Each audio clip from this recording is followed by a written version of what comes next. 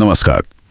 भारत की अर्थव्यवस्था में आप देखें तो ये जो सूक्ष्म, लघु और मध्यम उद्यम हैं, मतलब एमएसएमईज, इनकी धड़कन सी महसूस होती है। देश में करीब 6 करोड़ से ज़्यादा ऐसे उद्यम हैं। ये सिर्फ जीडीपी में ही बड़ा योगदान नहीं करते, बल्कि करोड़ों लोगों को रोजगार भी देते हैं। सही में हमारे विकास के इंजन हैं ये। बिल्कुल सही कहा आपने। ये अर्थव्यवस्था की रीढ़ है एक तरह से। तो आज हम इसी इंजन को ताकत देने वाले एक अहम कानून पर बात करेंगे, सूक्ष्म, लघु और मध्यम उद्यम विकास अधिनियम 2006, एमएसएमई एक्ट जिसे कहते हैं। समझने की कोशिश करते हैं कि ये कानून इन छोटे व्यवसायों की मदद असल में करता कैसे है। हाँ, देखिए, इस कानून का जो मूल मकसद है वो है इन छोटे व्यवसायों के लिए एक, हम कह सकते हैं, संरक्षक और प्रवर्तक जैसा बनना। मतलब ये उन्हें प्रोटेक्ट भी करता है और साथ ही उन्हें आगे बढ़ने में, उनकी ग्रोथ में भी मदद करता है, ताकि वो मार्केट में टिक सके, कॉम्पीट कर सके। अच्छा, ये इंटरेस्टिंग है, संरक्षक और प्रवर्तक। तो सबसे पहले ये समझते हैं कि कौन से व्यवसाय एमएसएमई कहलाते हैं। मैंने सुना है इसकी परिभाषा बदली है समय के साथ। हाँ, बिल्कुल बदली है और ये काफी अहम बदलाव है।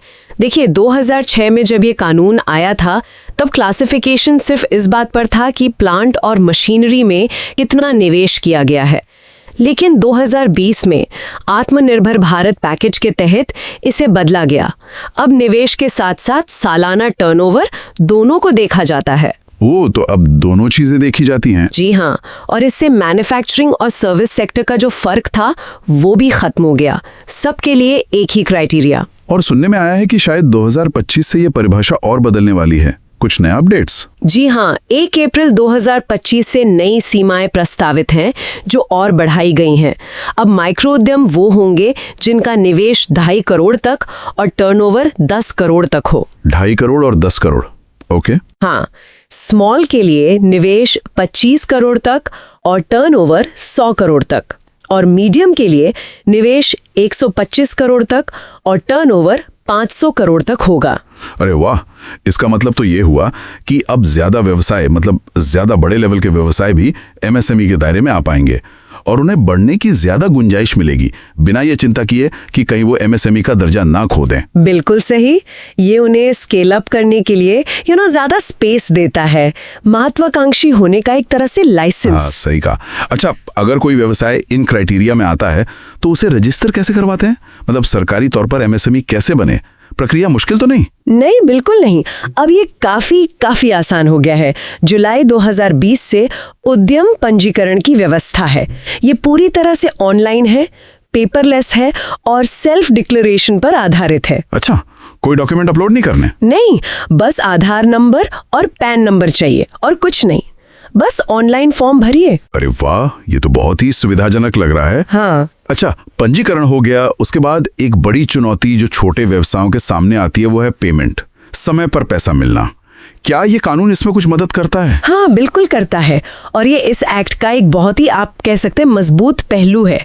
धारा 15 है इसमें, जो कहती है कि कोई भी खरीदार अगर किसी माइक्रो या स्मॉल उद्यम से सामान या सेवा लेता है तो उसे 45 दिनों के अंदर पेमेंट करनी होगी। 45 दिन मैक्सिमम? हाँ, अगर कोई लिखित समझौता है तो उसके हिसाब से, लेकिन किसी भी हाल में 45 दिन से ज्यादा नहीं। और अगर मान लीजिए खरीदार इस 45 दिन की लिमिट में पेमेंट नहीं करता है, तब आता है बड़ा डंडा। धारा 16 के तहत खरीदार को देरी की अवधि के लिए ब्याज देना पड़ता है। और वो ब्याज कितना है? रिजर्व बैंक द्वारा तय बैंक दर का 3 गुना।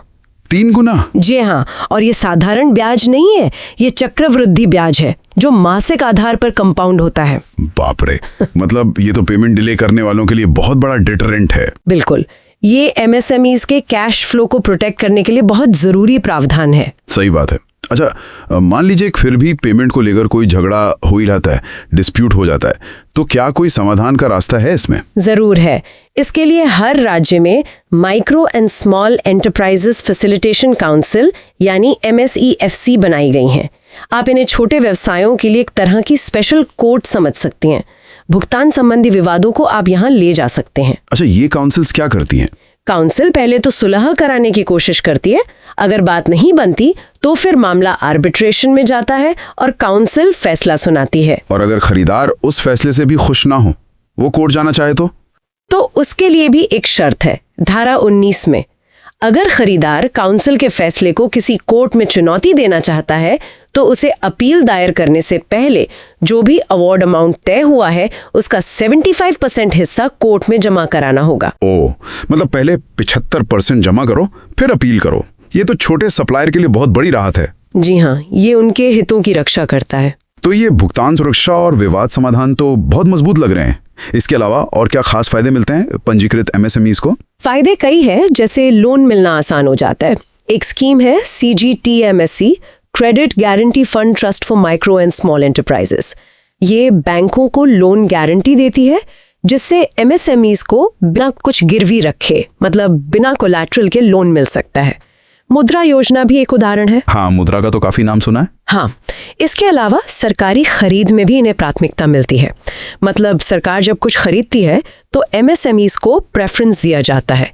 और भी कई तरह की सब्सिडी और सरकारी योजनाएं हैं जिनका लाभ ये उठा सकते हैं। अच्छा, हाल फिलहाल में भी कुछ नए अपडेट्स आए हैं शायद बजट वगैरह में? जी बिल्कुल, केंद्रीय बजट 2024-25 में कुछ घोषणाएं हुई हैं, जैसे मशीनरी खरीदने के लिए एक नई क्रेडिट गारंटी योजना की बात है जिसमें 100 करोड़ तक का कवर मिल सकता है।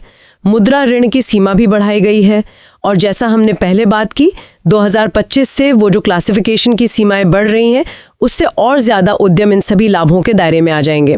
ये तो बहुत अच्छी बात है। तो जो श्रोता उद्यमी हैं या बनने की सोच रहे हैं उनके लिए तो ये जानकारी बहुत काम की है। उन्हें जरूर चेक करना चाहिए कि क्या उनका बिजनेस इन नए या मौजूदा क्राइटेरिया में फिट होता है या नहीं, और क्या वो एमएसएमई के तौर पर रजिस्टर हो सकते हैं। बिल्कुल, और रजिस्ट्रेशन के लिए या और जानकारी के लिए सबसे सही जगह है आधिकारिक उद्यम पंजीकरण पोर्टल। वो है udyamregistration.gov.in। सारी प्रक्रिया, नियम, फायदे सब कुछ वहां मिल जाएगा। udyamregistration.gov.in, ठीक है। तो कुल मिला के देखें तो ये MSMED एक्ट सिर्फ एक नियमों का पोथा नहीं है। ये दिखाता है कि कैसे एक सपोर्टिव कानूनी ढांचा, एक लीगल फ्रेमवर्क भारत के करोड़ों छोटे व्यवसायों को सिर्फ टिके रहने में नहीं बल्कि आगे बढ़ने, फलने फूलने में मदद कर सकता है। सही कहा। अब श्रोताओं को ये सोचना है कि ये जानकारी उनके लिए, उनके व्यवसाय के लिए या उनके आसपास के व्यवसायों के लिए क्या मायने रखती है।